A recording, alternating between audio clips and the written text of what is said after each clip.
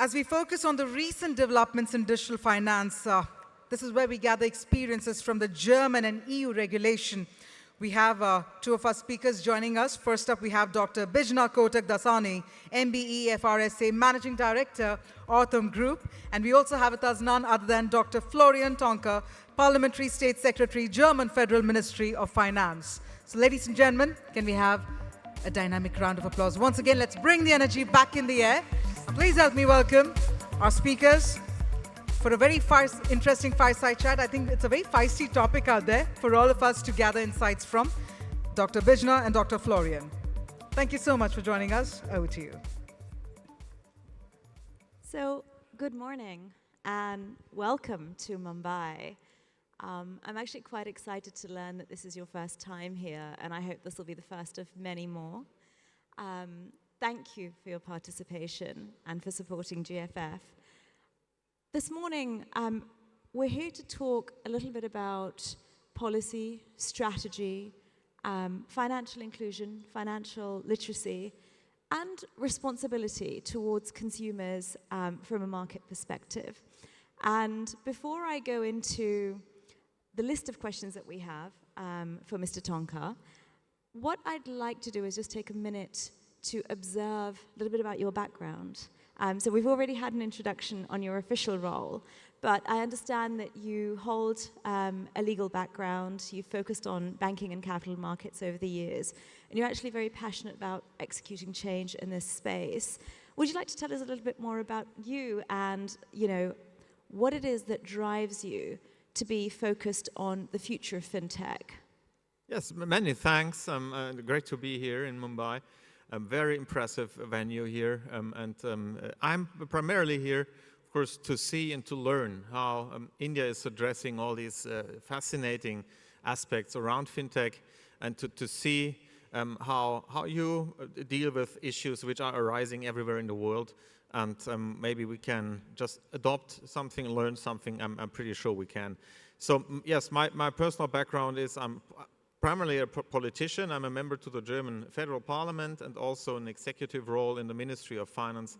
I am a State Secretary, Deputy Minister, and responsible for a financial market budget. And in this capacity, I have from the very beginning been fascinated about the vibrant and dynamic development of the fintech sector and all the challenges for society and the regulation, the policymakers to address that. And we have decided in Germany that we want to promote fintech. And this is only possible if you really have the international context and you learn from each other, you have dialogue with each other. No, I couldn't agree with that more. Thank you. So with my background, I spent 20 years in capital markets and 5 in venture capital and venture partnership. And whilst I'm originally from the UK, I've had the pleasure of living, working, Germany, US, India more recently through the pandemic. And I do have to say that when I arrived here in 2019, I saw a very different deviation of fintech. And we can see that transpiring in the market. And India is now branded 3rd largest fintech market in the world. Germany is the 4th. I think both geographies have a lot to learn from each other, but a lot to do together to inform scale in a measured, controlled, and responsible way. And that brings me to our first question. So I'd like to get your view, Mr. Toncar, on what you feel are the comparables from a strategy perspective for fintech broadly between Germany, India, and across the European Union, and what you're seeing and feeling. Well, I think there are many similarities in what we have to see as opportunities, of perspectives, and also of challenges, how to deal with them. First of all, I think opportunities, financial inclusion, easy access, cheap and uncomplicated access of people, of a vast number of people to really high quality financial services. Also very important as we consider ourselves to be an open economy, Germany, Europe, which wants to cooperate with the world, which is global in thinking and in acting. Of course, fintech is a fantastic chance to reduce transaction costs, to integrate further in the financial and the capital markets, in the payment, cross-border and across regions in the world. So international integration is not to be underestimated as an element, as a perspective and opportunity of fintech. And at the same time, of course, we have a dynamic technological advance. We see crypto assets, we see the use of artificial intelligence, and much more. And of course, we have to define the interaction of fintech companies with traditional banks and insurance companies, or with the central banks and other stakeholders. And I think that's pretty much the same everywhere in the world. And it's going so rapidly that we need to exchange our views and develop our strategies and do it at best in an aligned way so that we and our systems are interoperable and that we can benefit from each other. Thank you. And there's some very interesting perspectives there. So you touched on AI, touched on financial inclusion, you touched on a number of topics that we'll get into a little bit more as we get through the next sort of 25 minutes. Let me start with the AI piece, because that's often considered a double-edged sword. You know, earlier this year, I was sharing an example with a colleague where we were talking about the fact that the Washington Times printed an article that basically said that AI is a disaster. It's taking away jobs. It's causing homelessness. It's you know, kind of bringing families into the poverty trap, because it's taking away opportunities that people historically had. At the same time, in that same week, there was an article in India that was published in the press, and the lens was entirely different. It was about upskilling women and upskilling communities and their families. And the article talked about the fact that the salaries that these ladies would be receiving from being trained to conduct roles in the AI ecosystem would give them salaries that no one in prior generations in their families had, that no one in their cities had. And so it re-baselines salaries in India in a beautiful way, creates progression, uplifts people, removes them from the gaps or the traps historically associated with financial exclusion and with financial disempowerment. So two different parts of the world, the same week, very different lenses on the same topic, you know, the interjection of AI into financial services more broadly. What's your view on that, and how do we manage that moving forward? Well, we need a much broader awareness and discussion around AI, I think, because this is really disruptive and it's changing everyone's life in very short time. So we need more awareness, and of course, never in life you have only something which is only good and has no disadvantage, or vice versa. But I tend to say we need to focus on what AI can achieve, what AI can improve for our lives, and we need to really to harvest that. Of course, must try to minimize unintended effects.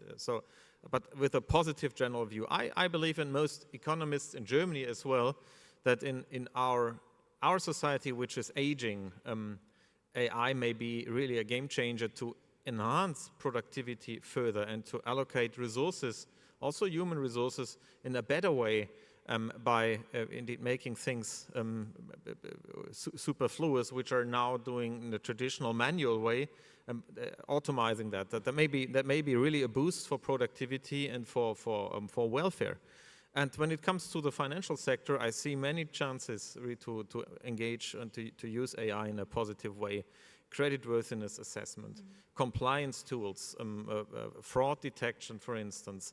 Also in the insurance sector, risk calculation, risk management in the back office. There are many potential applications which are seen positive. Of course, you also need to discuss whether you need to regulate AI in a sound manner, which means, for instance, you need to avoid biases, you need to have certain transparency on how certain AI models function. You need to avoid discriminatory effects, that we don't have financial exclusion through certain AI tools and not inclusion.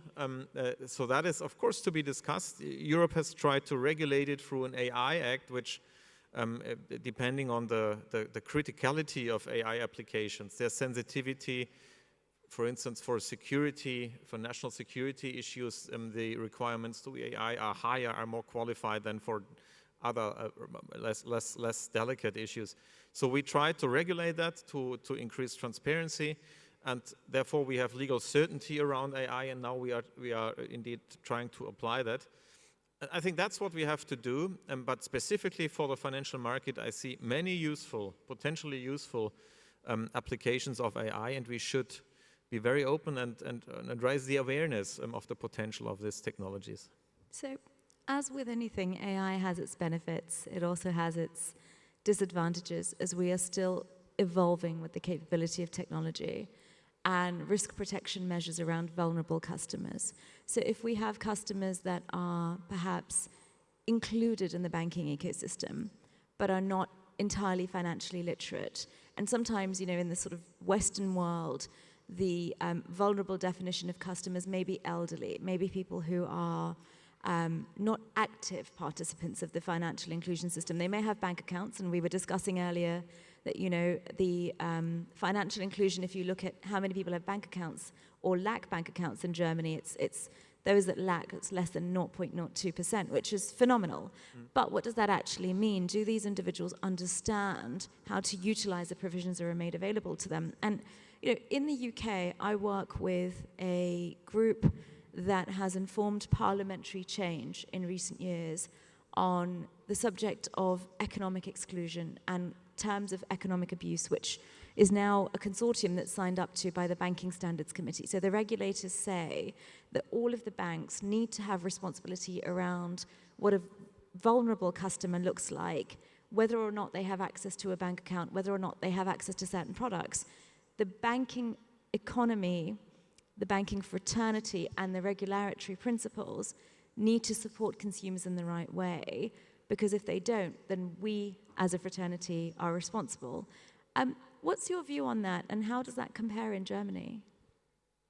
Well, financial inclusion is certainly something that is promoted through new digital technologies, no matter whether it happens in the traditional banking sector, which of course is not asleep, which is also digitalizing, which is also changing its business models, as well as challenges, new competitors, newly founded companies which can develop technologies just from the green field, which is a big advantage. I mean, probably the most people from traditional banks tell me the biggest challenge in digitalizing is that we have a grown IT landscape, which is grown and developed over decades, not centuries, but decades, and to repair that in an ongoing process where you have existing customers is much more difficult than having a newly founded company which can really start from scratch and do it in an ideal way. So, but this is what promotes innovation and which puts pressure on the established companies and therefore creates added value, added welfare for all of us. And it's a good thing. Yes, the financial inclusion is in Europe, in Germany, for instance, is generally highly developed. Almost 100% of our people have a bank account. Everyone has the right, the statutory right, is entitled to have a payment account. So not a credit account, but with a credit element, but a simple payment account must be granted to everyone. So that is just regulated. We have vast consumer regulation in this area. There I don't see any problem, but we are lacking still participation of many of our people in the capital markets. We have probably in many cases an uninformed treatment of investment, saving, people who just don't deal enough with saving in a sound manner, with also using the capital markets.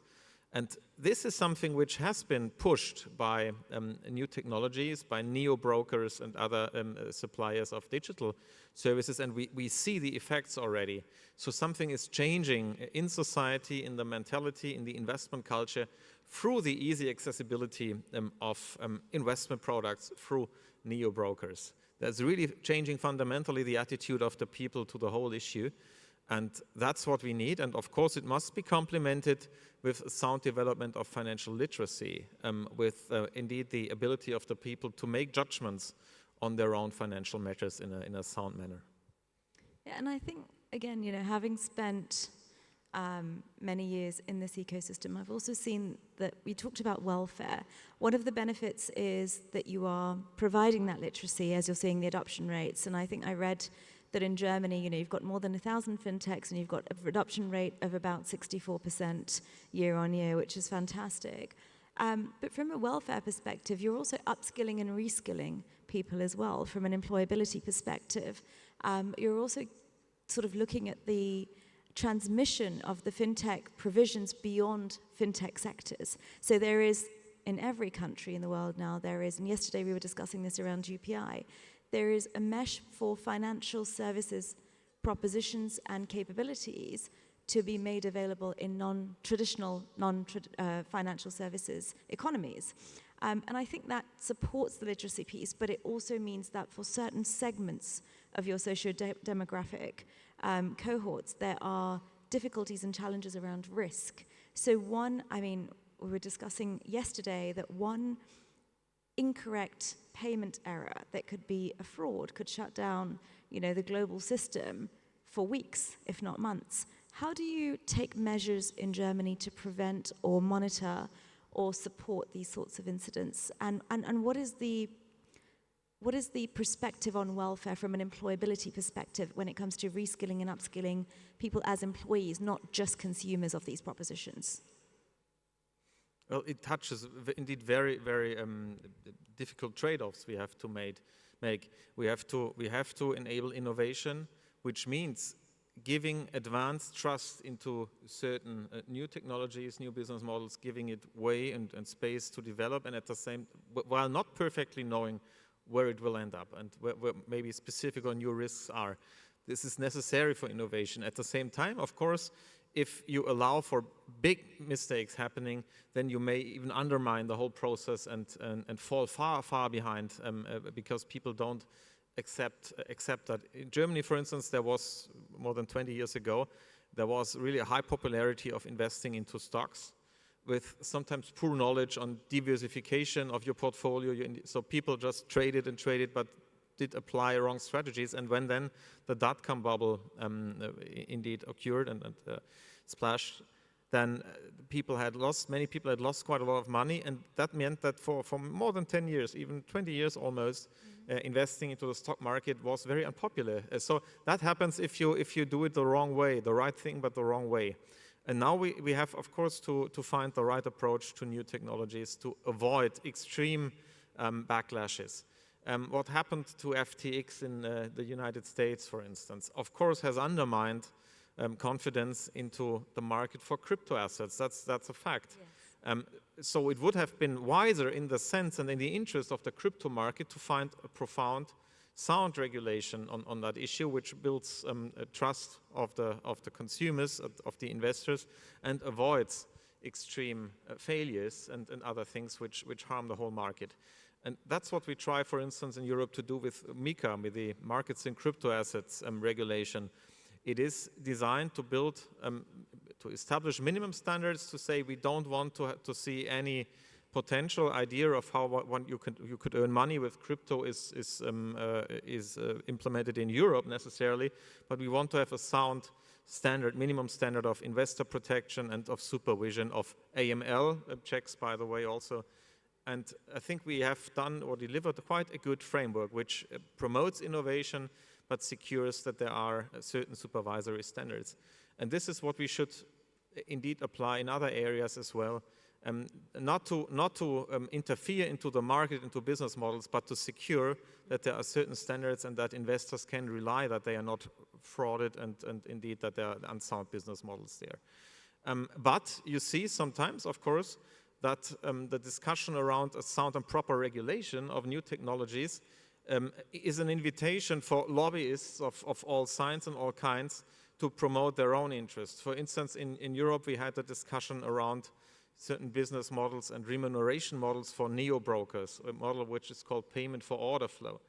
Now, this was applied by neo-brokers who had provided digital access to investment products, to investment services at very, very affordable and competitive prices.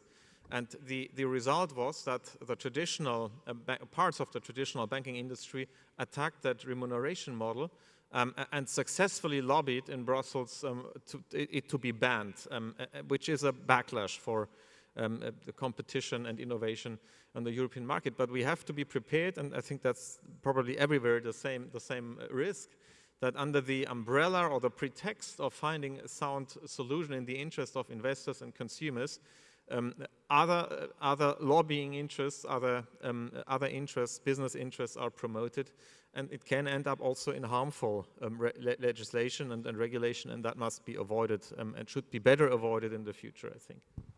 Absolutely, and I think that resilience piece is key, but that also is difficult to maintain, especially when you're seeing the emergence of capabilities that have never existed previously. And we're seeing that transition into other sectors and verticals. So you're going beyond pure fintech or beyond pure financial services. So when you're sort of having a transmission of fintech propositions in non-fintech ecosystems, that becomes harder to regulate.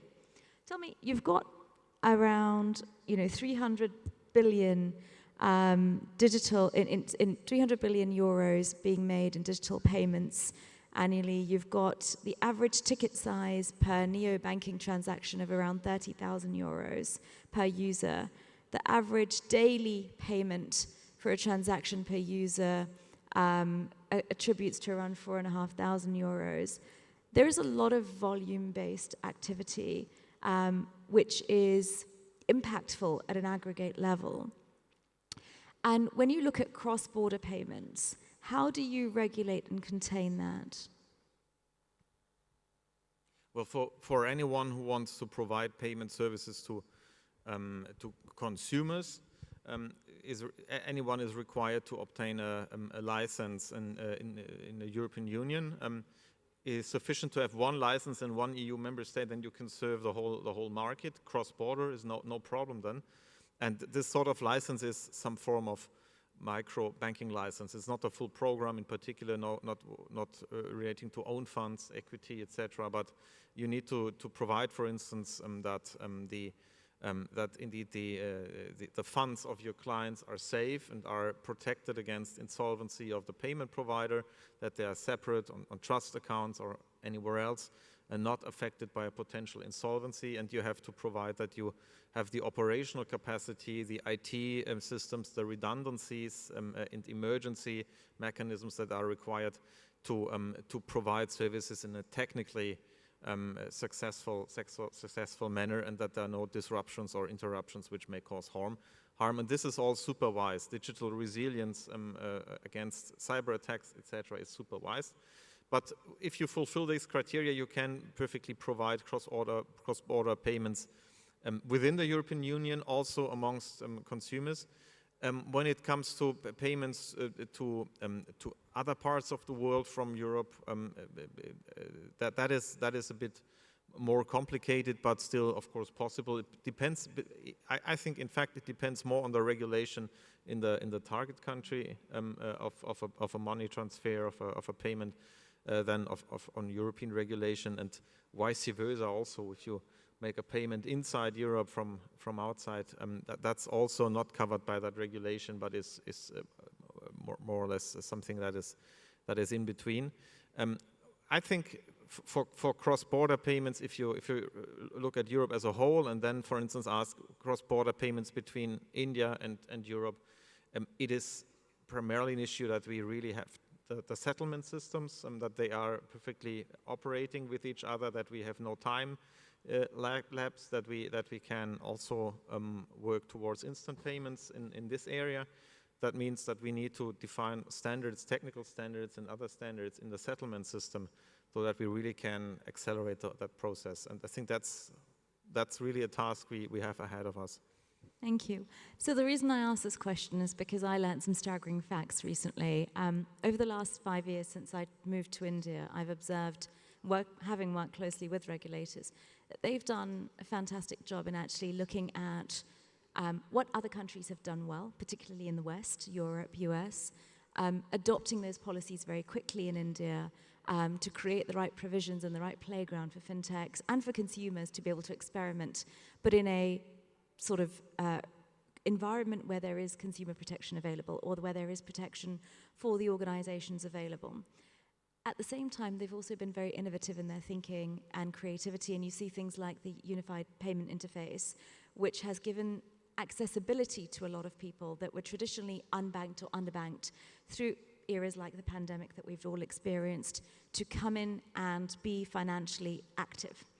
However, stat that I learned earlier this month was that fraud through personal relationships in India is up 153% year on year.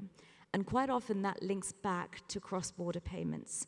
So you have layers and layers of payments between channels of parties, typically individuals acting through different entities in different geographies. There is a lot of this with Europe, and that is increasing and very, very difficult to contain. So do you have any suggestions for us on, what might be happening across the pond over in Germany, or what we could consider doing as we move forward to try and contain that? Because it's something that at the moment doesn't have the right legislation around it. It's new, it's emerging, but it is fast scaling, and it's something that needs to be addressed. Certainly it has to. I believe, first of all, I think India has shown immense capacity to innovate and to spread new technologies in really an impressive way and speed, with UPI being really famous and popular far beyond Indian borders, and I think the first retailers who accepted in Europe as well. So I think that is first of all a tremendous achievement. But as any process which is going very fast, there are people who try to seek their chances to benefit in the one way or the other from it, and some are illicit. And I'm sure it will be addressed. It's a typical thing in very innovative phases, but if you reach a point where confidence then is decreasing, then probably the innovation and the further spread of these technologies may be harmed. So I think it must, but I'm sure it will be addressed. In Europe, we don't see such things in the same way, but we of course haven't the same speed of change, and that I think that correlates. Speed of change and abusive attempts are just correlating, and I'm pretty sure it will settle once technology is more spread, more settled, more accepted. You know more about it, then these side effects and problems will be solved, and the regulators will find a sound approach to deal with them. So it's a very fine line between financial crime and financial abuse. And last year, the United Kingdom made financial abuse a punishable offence under Section 76 of the Serious Crime Act of the United Kingdom. What they recognise there is that in your own family environment or in your own friends and family environment, you can be pressured as a consumer into perhaps taking out credit or supporting somebody in your name using your data or giving away your own capital to support situations that you may not feel comfortable about. I'll give you a very simple example. I worked for the second largest banking group in the world, in the United Kingdom, that has 17 different financial services brands under it a few years ago. And we were asked to map customer journeys for consumers that were elderly and for consumers that were passing away. And we saw the highest percentages of fraud where children were taking elderly parents into physical branches and basically threatening them and saying, empty out your accounts and give us access to your lockers, or you will be, homeless, or we will not take care of you. That is economic abuse. Another was where you look at customer journeys where somebody that holds accounts or assets may pass away, but hasn't perhaps left a will, or the family doesn't know where to go to access, whatever's left via probate because the provisions are not in place. And so there you have people fraudulently claiming access to money that is lying dormant in those accounts. So I think it's very important to recognize that these situations inadvertently exist everywhere in the world, and that economic abuse is also a very important aspect alongside financial crime that adds weight to some of the issues that we are seeing. Are there provisions like this in Germany, or are there discussions in Germany to bring in policy to this effect? Well, first of all these models and attempts, I know very well. I have observed some of them. Sometimes I also get some of these text messages, and that is widespread, unfortunately, and apparently in a scale which makes it very, very difficult from the point of resources of prosecutors, of police, really to go after any of them, specifically, of course, because they are often committed in an international context. So the criminal is sitting somewhere else, and it's too burdensome to go after him. So I think the answer would, of course, be that information exchange is taking place between the police authorities in various countries, that we share the information, and that we find mechanisms to quickly go after some of these criminals sitting abroad, and not applying for some form of legal cooperation arrangement for which needs months, if not years, to be granted. So cooperation between security agencies, anti-money laundering agencies is important. Europe now establishes a central European anti-money laundering authority as a big step. We are happy to host it in Frankfurt in Germany, to have the seat there. And on national level, we also form a new authority to go after systematic international money laundering and illicit fund flows, and to investigate into the backgrounds. So appropriate resourcing of prosecutors, of police, specialized financial investigators, and information exchange cross-border, cross-countries, I think is key. And we can, of course, also use forensic AI to analyze the scope, to analyze where is the money going actually, who's behind such activities. So we should indeed also beat the criminals with their own weapons and apply better AI, better forensic tools, and to find technical solutions to these high-scale crime we see sometimes on the financial market. Yeah. And we're seeing other countries do that. So in the GCC, we're seeing Dubai and Abu Dhabi following similar protocols. So I think the concept of a unified global approach really makes sense. And we'll probably see more of a shift towards that as we get through the next sort of decade. Talking about forensic AI, talking about prevention of financial abuse or economic abuse or financial crime even, it sort of goes hand in hand with literacy and awareness and understanding. Could you tell me a little bit more about what's happening on the ground in Germany to support literacy in the right way for different demographics, and what sort of measures and programs are in place to uplift the current status quo? First of all, I think we are not so bad in financial literacy. We scored at rank number 2 in an OECD survey on financial literacy. Thailand was number 1, and Germany 2. So not too bad. But we have OECD asked to systematically analyze more details about financial literacy in our country. We see that there are certain groups which are disadvantaged, where we have more financial illiteracy. This is certainly correlating with the social status and the educational background, but it is also correlating with gender. So we see that women, in average, know less about financial issues as men. So we have identified target groups where we really must improve it. And now we are in the process of implementing a financial education strategy which facilitates access to information, centralizes access. For instance, we've launched a digital portal where you can easily see your expected pension from various sources, from the government, from your employer, from individual savings, and you can better calculate your personal prospective pension and then react. So that's what we are doing.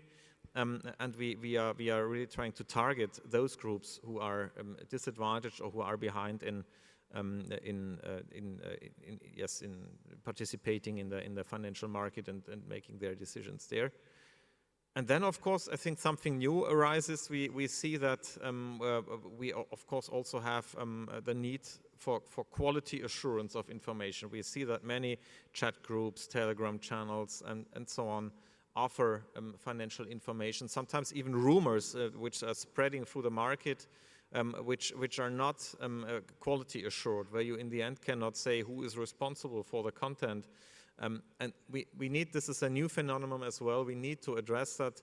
We can't control every Telegram channel, but we really must make the people aware that there are sources which are questionable, which follow their own interests and spread things which may not be correct. And I think this is particularly for young people who largely rely on such sources. This is really a challenge to assure that everyone also looks at quality of the information he receives and not only on speed or range of a certain channel. So misinformation for the younger generation, and then traditional literacy improvement for women particularly. It's interesting, I was in Switzerland earlier this year focusing on literacy for women. They have a similar challenge. But one interesting statistic I learned there was that almost over a third of women who are killed every month are killed by their partner or by a male in their family, and it attributes back to a money-related issue. So it's about control over money. So even though you may be literate because the government is providing the provisions and they're educating you, and they're giving you access to portals where you can see what your holdings are, what your net worth is, you may not necessarily, because of the social construct, be permitted to execute decisions on your finances yourself. And if you do as a woman, even in the Western world, where we hear about this less versus, let's say, some of the Eastern countries, you may not have the autonomy to execute your own decisions. Do you see those sorts of challenges in Germany? It is a factor. It really very much depends on your personal situation or the traditions, the culture, the background in which you are living, the way you are organizing your family life. Very different.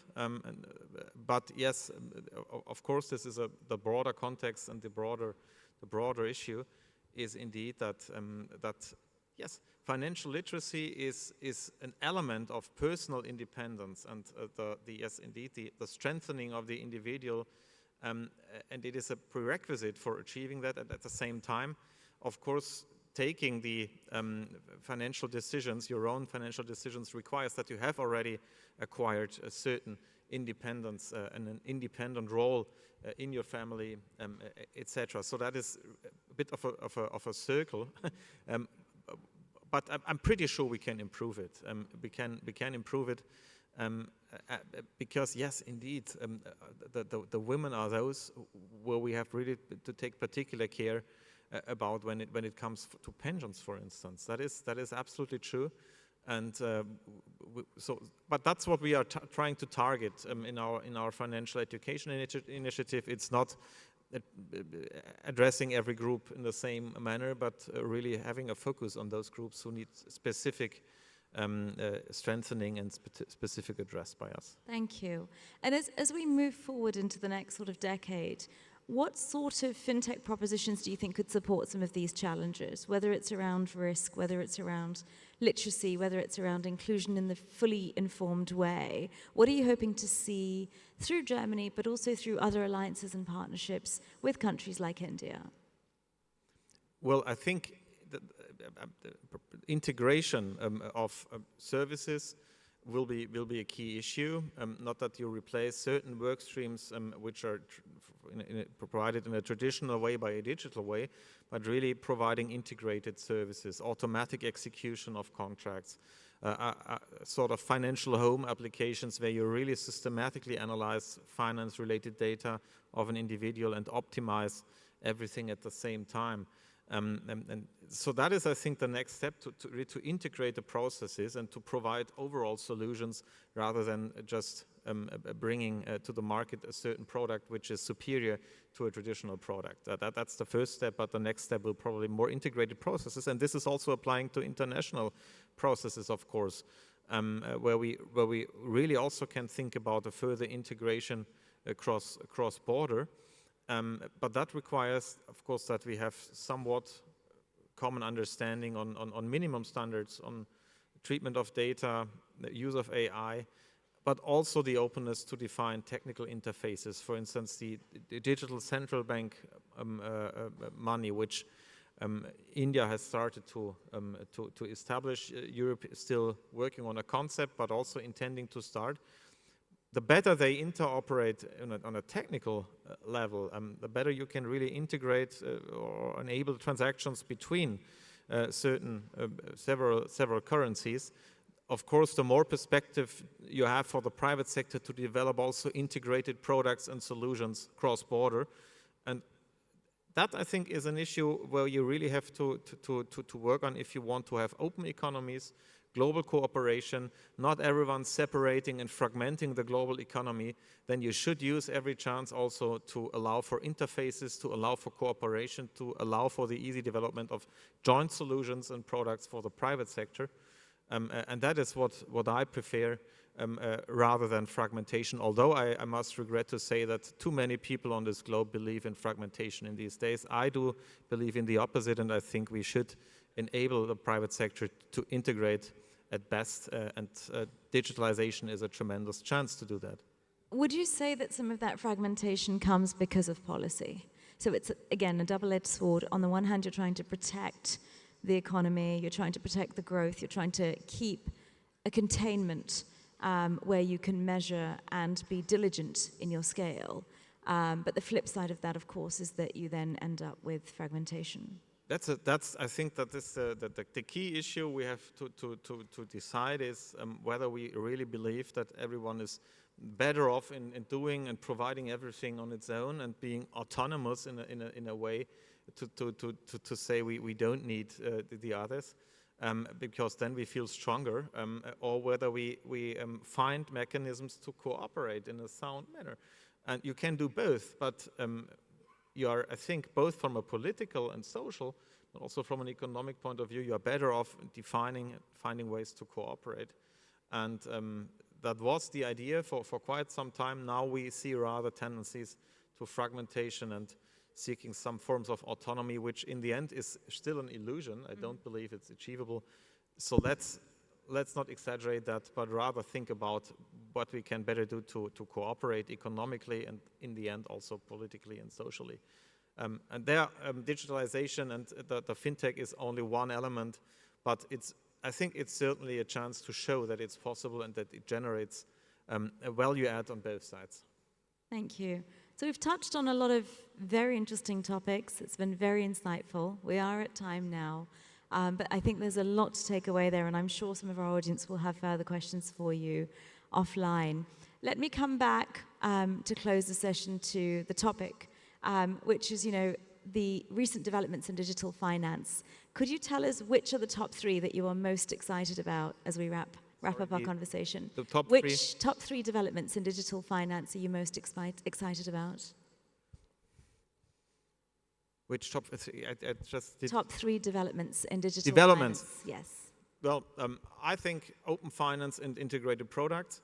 I think the potential of distributed ledger technologies as a fully new tool to prove certain facts, certain things happening, and then the digitalization of central bank money is certainly a fascinating issue where we have to take decisions on the concept and must do the right thing now, I think, to enable, for instance, that companies can use them in a proper way, and that can generate enormous welfare. So these three things: integration, blockchain, distributed ledger, and central bank currencies, I think, are the three top things that fascinate me currently. Fantastic. Well, we'll watch this space. Thank you very much. It's been a real pleasure, Mr. Toncar. Thank you very much.